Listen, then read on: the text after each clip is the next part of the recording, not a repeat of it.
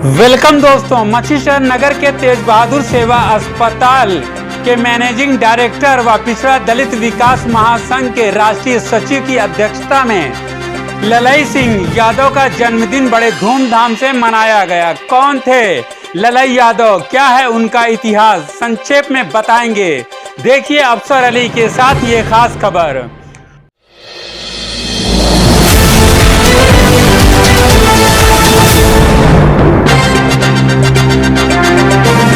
उत्तर प्रदेश जनपद जौनपुर मछलीशहर नगर के चुंगी चौराहे पर स्थित तेज बहादुर सेवा अस्पताल के मैनेजिंग डायरेक्टर व पिछड़ा दलित विकास महासंघ के राष्ट्रीय सचिव तेज बहादुर यादव के नेतृत्व में पेरियार ललई सिंह यादव का जन्मदिन धूमधाम से मनाया गया।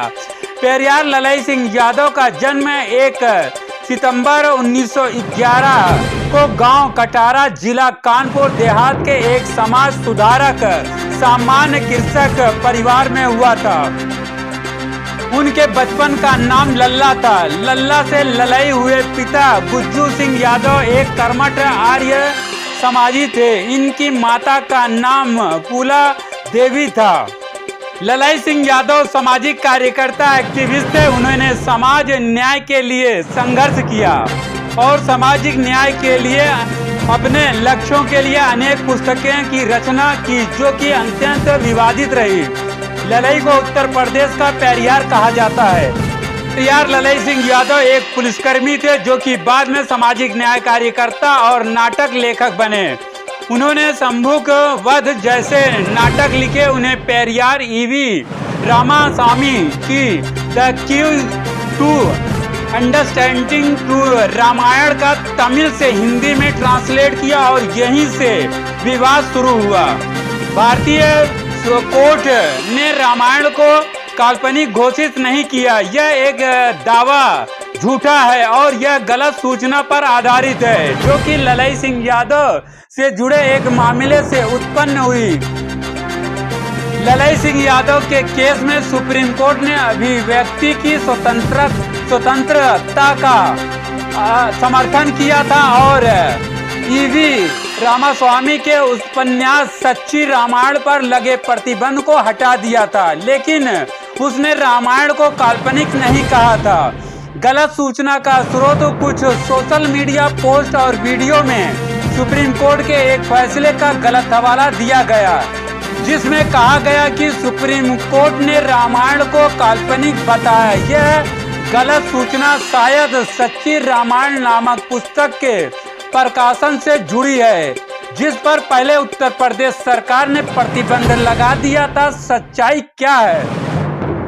1976 के ललई सिंह यादव केस में सुप्रीम कोर्ट ने फैसला सुनाया कि किसी पुस्तक को प्रतिबंध करने का राज्य सरकार का अधिकार सीमित होना चाहिए। सुप्रीम कोर्ट ने इस मामले में अभिव्यक्ति की स्वतंत्रता को प्राथमिकता दी और उपन्यास सच्ची रामायण पर लगे प्रतिबंध को निरस्त कर दिया।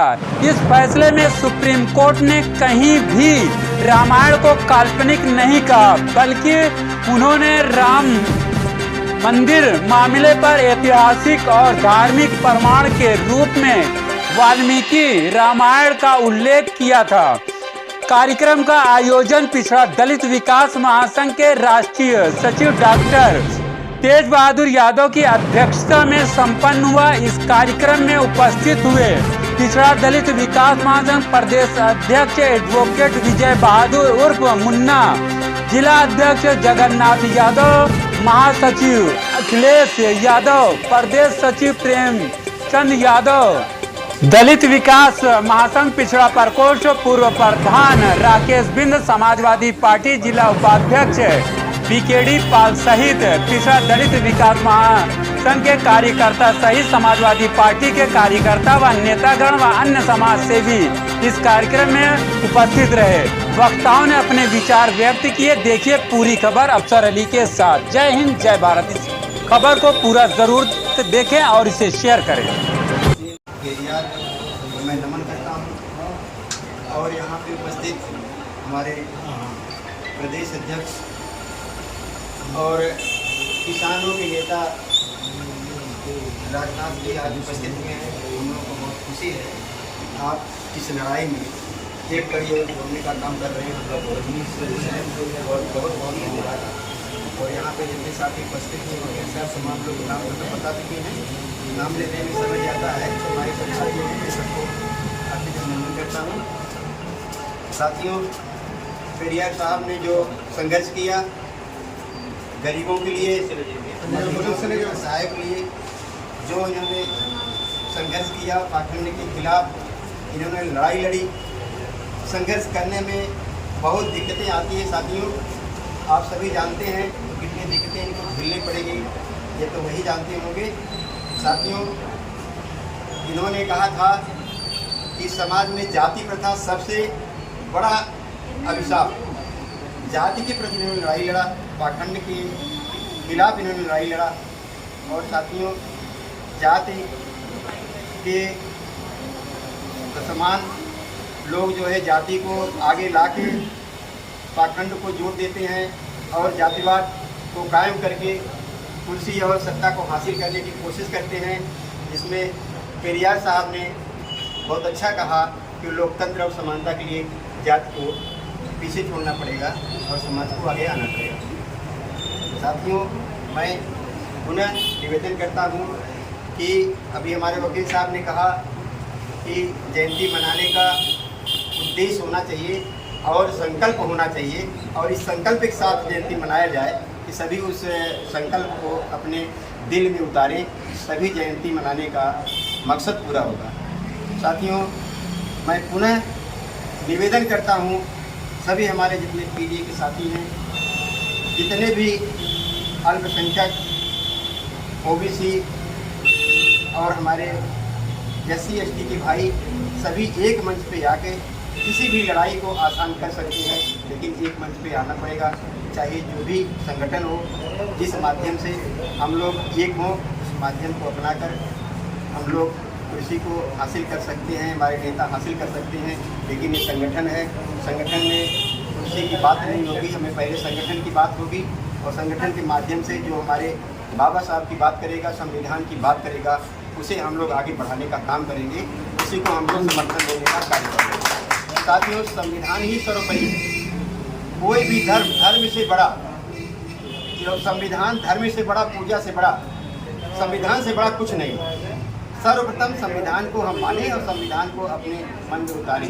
संविधान को बाबा दलई साहब ने संविधान को सर्वोपरि माना था, और अंबेडकर जी को सबसे बड़ा मानकर इन्होंने सच्ची रामायण लिखी, उसको आप सभी जानते हैं, लोग बताने की ज़रूरत नहीं है। इसी के साथ मैं अपनी बारी को विराम कर देता हूँ कि आप संचालक की तरफ कर रहे हैं। अगर जिस तरह से यहाँ संचालन आप कर रहे हैं, इस तरह गाँव में अगर प्रवेश कर जाएंगे तो लड़ाई का प्रचार, लड़ाई बताए रास्ते पर उनको बल मिलेगा। यह लड़ाई की ने विद्यार्थी जीवन से ही समाज सेवा में लीन थे और इनका मन उस समय से देश में जो भेदभाव था, जो जातियों का बोलबाला था, उसको देखते हुए कि पढ़ाई भी बहुत कम हो पाई थी, जैसे हमारे पूर्व वक्ता बताया कि मिडिल पास। उस समय मिडिल पास होने पर भी पुलिस भर्ती हो सकती थी। उसमें पुलिस जाने के बाद पुलिस विभाग में भी भेदभाव था। मैंने सोचिए कितना भेदभाव था उन्होंने। उन्होंने इसी पद दे दिया, त्याग पत्र दे दिया, और उन्होंने पेरियार रामास्वामी जो पुस्तक लिखी गई थी इंग्लिश में, उसका हिंदी रूपांतर किया। रूपांतर करने के बाद की केवल यही गलती थी कि इसका प्रचार पूरे देश में उन्होंने कर दिया। तत्काल 1969 में लिखी हुई पुस्तक को उत्तर प्रदेश सरकार ने बंद कर दिया, और बंद करने के बाद उनको जेल में डाल दिया। लेकिन इन्होंने अपने बताए हुए अपना जो इनका धर्म था, हमारे जैसे डॉक्टर साहब ने बताया, पहले बताए, इनका तो रास्ता बताने का संकल्प था, पूरा था कि देश की अच्छाई के लाने के लिए, भेदभाव मिटाने के लिए मैं कोई कुर्बानी भी देना पड़ेगा, मैं कुर्बानी दे दूंगा, लेकिन एक भेदभाव के खिलाफ मैं संघर्ष करता रहूँगा। इसके लिए मैं आपको बधाई देना चाहता हूँ। जितने लोग बैठे हैं, अगर एक गाँव प्रति प्रयास करिए तो 365 दिन में 365 गाँव सुधर सकता है। हमारा यह जो मनाया रहा हूँ मैं, आप 1967 में बौद्ध धर्म में स्वीकार कर लिया था, और 69 में इन्होंने डिग्री लिए थे हाई कोर्ट से, 1976 में आपने सुप्रीम कोर्ट में भी हासिल किया है। जब देश के अंदर 4 स्तंभ होते हैं, जो सत्य का, कार्यपालिका, न्यायपालिका हमने अफसर नहीं खड़े हैं। इन्होंने चारों का सम्मान करते हुए आगे बढ़ने का प्रयास किया। आज ऐसा समय आ गया है कि ऐसा अवसर आ गया है, अगर हम लोग प्रयास करेंगे इनके बताए रास्ते चलते हुए 1-2 साल के अंदर पूरे भारत में नया परिवर्तन आएगा। जय जवान जय जय। बहुजन समाज में जन्मे सभी बहुजन समाज के नायक के चरणों में श्रद्धा सुमन अर्पित करते हुए आज युग प्रवर्तक, लेखक, सामाजिक, राजनीतिक हक अधिकार की लड़ाई लड़ने वाले, अंधविश्वास पाखंडवाद की लड़ाई लड़ने वाले, हमें आपको पाखंडवाद और अंधविश्वास से आगे ले जाने वाले पेरियार ललई यादव चरणों में श्रद्धा सुमन अर्पित करते हुए उपस्थित सभी भाइयों को इनके जन्मदिन की ढेर सारी शुभकामनाएं और बधाई आप सबको देता हूँ। यह आज बहुत ही पावन पर्व है कि हम आप ऐसे महापुरुष को नहीं समझ पाए जिस महापुरुष ने अपना सर्वस्व जीवन, इन्होंने अभी कई भाइयों ने कहा कि अध्ययन पढ़े लिखे कम थे, लेकिन ये सामाजिक, जैसे कबीरदास जी पढ़े लिखे मस कागज छुओ नहीं, कबीरदास के बारे में कहा जाता है कि उन्होंने कागज को छुआ तक नहीं, कलम को छुआ नहीं, लेकिन उनकी विचारधारा, उनकी वाणी पूरे समाज को सुशोभित करती है। उसी प्रकार से अगर शिक्षा दीक्षा में कम जरूर थे, लेकिन ये सामाजिक ताना बाना में इतना इनको प्रयास दी जा चुकी थी कि इन्होंने तमाम पुस्तकें लिखा। शोषितों पर धार्मिक डकैती, हमारा आपका समाज शोषित है तो धर्म के आधार पे हमें आपसे डकैती, शोषितों पर राजनीतिक डकैती, विषमता कैसे दूर की जाए, शंभुक वध, रामायण में जाएंगे शंभुक मिलते हैं ऋषि को, ऋषि है वो है अंगुलीमाल, एकलव्य, तमाम इन्होंने लेखन लिखा। उस पुस्तक को हमें आपको पढ़ने की भी जरूरत है अगर इनकी विचारधारा जानने के प्रयास हम आप करते हैं तो। 4 लाइन पेरियार साहब पे मैं कहूँगा, कदम ऐसे चलो कि निशान बन जाए, कदम ऐसे चलो कि निशान बन जाए, काम ऐसे करो कि पहचान बन जाए, जिंदगी तो हर कोई जी लेता है मगर ललई यादव की तरह जियो एक मिसाल बन जाए, एक मिसाल बन जाए। ललई यादव जी के चरणों में श्रद्धा सुमन अर्पित करते हुए उपस्थित सभी भाइयों का पुनः एक बार धन्यवाद मैं करता हूँ और आप लोगों को विश्वास दिलाना चाहता हूँ कि 1911 में पैदा हुआ उस समय पाखंडवाद, अंधविश्वास, जात पात, छुआछूत चरम सीमा पर था। ऐसी विचार धारा के व्यक्ति कितनी संघर्ष इन्होंने अपने जीवन में किया होगा हमें आपको यहाँ लाने के लिए। बहुत संघर्ष इन्होंने किया। इन्हें लगा कि हमारे समाज के लोगों को, पिछड़े दलित अल्पसंख्यक लोगों को धार्मिक अधिकार की डकैती की जा रही, सामाजिक अधिकार की इनकी डकैती की जा रही। इस पर इन्होंने पुस्तक लिख डाली, कि सामाजिक हक अधिकार की हमारी रक्षा कैसे हो सकती है, समाज में विषमता कैसे दूर की जा सकती है। इस चीज को जब हम आप जानने का प्रयास करेंगे, माननीय ललई यादव जी अपने आगे ये 1967 में बौद्ध धर्म को ग्रहण करते हैं और बौद्ध धर्म ग्रहण इच्छा तो इनकी थी क्योंकि अम्बेडकर साहब की विचारधारा से मिलते जुलते थे, अम्बेडकर साहब को मानने वाले थे। 1967 में जब बौद्ध धर्म ग्रहण करते हैं उस समय पेरियार ललई साहब को पेरियार रामास्वामी थे, मर चुके थे, उत्तर भारत का पेरियार कहा गया। और उसके बाद पेरियार ललई सिंह यादव ये घोषणा करते हैं कि हमारे नाम से ललई यादव जो लिखा यादव हटा दिया, ललई बौद्ध कर दिया जाए, ललई सिंह कर दिया जाए, लेकिन यादव हटा दिया जाए, क्योंकि यादव शब्द एक जात सूचक शब्द है और ये जब तक हमारे नाम के पीछे लगता रहेगा तब तक हम समाज से जातीयता और समानता नहीं ला पाएंगे, जातीयता खत्म नहीं कर पाएंगे। आज भी हमारा समाज, यहाँ उपस्थित सारे लोग बैठे हैं, नाम बताएंगे जैसे पीछे फलाना यादव, फलाना पाल, फलाना, ये मैं आप लोगों से निवेदन करता हूँ, अगर आप इनकी विचारधारा पर चलने का काम करते हैं, इनको मानने का काम करते हैं, इनकी विचारधारा को मानिए। समाज के युग प्रवर्तक थे, अम्बेडकर साहब की विचारों से ये ओतप्रोत थे, क्योंकि अम्बेडकर साहब को उन्होंने गहन अध्ययन किया, अम्बेडकर साहब के समकालीन थे ये। तो समाज में ये कैसी दिशा और दशा जानते थे कि 3000 साल से हमारे समाज को, दलित और पिछड़े वर्ग के समाज के लोगों के साथ जो अत्याचार उच्च वर्ग और सामंतवादी व्यवस्था, मनुवादी व्यवस्था के लोगों ने किया, वो किया कैसे? हमारे आपके सामाजिक हक अधिकार को खत्म किया, राजनीतिक हक अधिकार को खत्म किया, आर्थिक रूप से हमें आपको कमजोर किया, शैक्षिक रूप से हमें आपको कमजोर किया। इन्होंने सब चीज का अध्ययन किया। उसके बाद इन्होंने समाज में वो कुरीतियों को दूर करते हुए प्रयास किया कि हमारा आपका समाज पूरी तरह से पाखंडवाद में जकड़ा हुआ है। अगर हमारा आपका समाज, पिछड़ा दलित अल्पसंख्यक पाखंडवाद से मुक्ति पा जाएगा तो हमारा आपका समाज विकास कर जाएगा। हमारे आपके समाज में जो लोग हैं उनका एक समाज में स्थान हो जाएगा। तो इन्होंने 1969 में पेरियार रामास्वामी की पुस्तक सच्ची रामायण का हिंदी रूपांतरण करते हैं, और जब ये पुस्तक उत्तर प्रदेश में छपती है तो मनुवादी और सामंतवादी व्यवस्था के लोग तुरंत पूरे प्रदेश में हाहाकार मच जाता है कि धर्म पर कुठारा गाता है, इन्हें जेल में जाना पड़ता है, इनकी 10,000 पुस्तकें जब्त कर ली जाती हैं। ऐसी दशा में 71 से 76 तक हाई कोर्ट और सुप्रीम कोर्ट में मुकदमा लड़ते हैं। हाई कोर्ट 71 में कहता है कि काल्पनिक कथा है, 76 में सुप्रीम कोर्ट कहता है काल्पनिक कथा है। मित्रों, आप लोगों को मैं अवगत करा देना चाहता हूँ, माननीय ललित यादव जी को अगर आप लोग मानते हैं तो रामायण और महाभारत में काल्पनिक कथा है, ये ललित यादव जी का विचार है। और मैं आप लोगों से निवेदन करता हूँ कि ऐसी काल्पनिक कथा अगर हाई कोर्ट और सुप्रीम कोर्ट कहती है काल्पनिक कथा है तो हम आप मान नहीं सकते उसको। वो सुप्रीम कोर्ट में जो जज बैठते हैं, 3 जजों की खंडपीठ, 5 जजों की खंडपीठ, अगर ये निर्णय देते हैं कि ये पुस्तक गलत है, ये पुस्तक काल्पनिक है, तो हम आप अगर मानते हैं तो हमसे बड़ा मूर्ख कोई दुनिया में है नहीं। तो ललित यादव वो विचारक थे, वो चिंतक थे, वो सामाजिक विचारक थे कि जो समाज में कुरीतियां थी, समाज में कुरीतियों को दूर करने के उन्होंने प्रयास किया।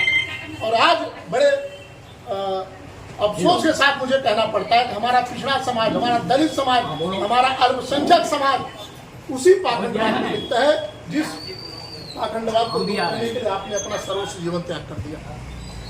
आपने सर्वस्व, अगर ये हिंदू धर्म को त्याग के 1967 में बौद्ध धर्म ग्रहण करते हैं, हिंदू धर्म में कहीं कहीं कमियां लगी होगी, हिंदू धर्म में हमारे आपका शोषण हो रहा है। तो आप सबसे मेरा निवेदन है कि पाखंडवाद, अंधविश्वास जो भी लगता है कि आपको ये पाखंडवाद है, अंधविश्वास है, उसको त्यागने का काम, ये विज्ञान युग है। विज्ञान युग में पहले जानिए परखिए, वही जो सत्य है वही मानते हैं। आज बड़े बड़े योद्धा जो तमाम बातें करते हैं, लेकिन जब बीमार हो जाते हैं तो अस्पताल का ही सहारा लेते हैं कि डॉक्टर साहब क्या चलना है। भी दोनों आंखों से गड़बड़ महाराज थे ना, तो उनको भी अस्पताल जाना पड़ा। उसे बहुत भक्त थे राम के, भद्राचार्य जी। तो ऐसे ऐसे पुरुष हैं, जब स्थितियां बिगड़ती है तो कोई काम नहीं आता, काम आपका सिर्फ विज्ञान आता है और अम्बेडकर वाद आता है, आपकी कार्यशैली आती है, और कोई इस दुनिया में काम आने वाला नहीं है। तो आप लोगों से पुनः आपके जन्मदिन की ढेर सारी बधाई और शुभकामनाएं आप लोगों को देता हूँ। प्रति सभी लोगों का बहुत आभार मैं व्यक्त करता हूँ, लेकिन आप लोगों से पुनः एक प्रार्थना मैं करता हूँ, करबद्ध प्रार्थना करता हूँ कि आप लोग ललित यादव को पुनः जब मनाना चाहेंगे तो इनके विचारों को मानिए। इनके पाखंडवाद का विरोध करते हैं तो पाखंडवाद का विरोध कीजिए। जो आपको लगता है विचारधारा पाखंड है, बच्चे को आप लोग पढ़ाते हैं, स्कूल में बच्चा जाता है 2+2, अगर यही टीचर बताएंगे 2+2, अगर कोई अन्य व्यक्ति 2+5 करके मानेगा बच्चा, बताइए कोई मानेगा? इसलिए नहीं मानेगा, उसे पता है 2+2 = 4। तो ये भी अपना सर्वस्व जीवन इसलिए त्याग कर दिए कि हमारा पिछड़ा दलित अल्पसंख्यक समाज जिस प्रकार से सामाजिक राजनीतिक हक अधिकार इनके छीने जा रहे हैं, आने वाले समय में ये देश के शासक बने। इन्हीं चंद बातों के साथ मैं अपनी वाणी को विराम देता हूँ। आप सबको पुनः एक बार धन्यवाद और उनके जन्म की ढेर सारी बधाई देता हूँ। इस वीडियो को लाइक करें, ज्यादा से ज्यादा शेयर करें। नए आने वाले व्यूवर जन24 मीडिया चैनल को सब्सक्राइब कर लें, बेल आइकॉन को जरूर क्लिक करें ताकि ऐसे ही सच्चाई पर आधारित खबरों का नोटिफिकेशन सबसे पहले आपको मिले। सच की आवाज सच के साथ फिर मिलेंगे अगली खबर के साथ। जय हिंद, जय भारत।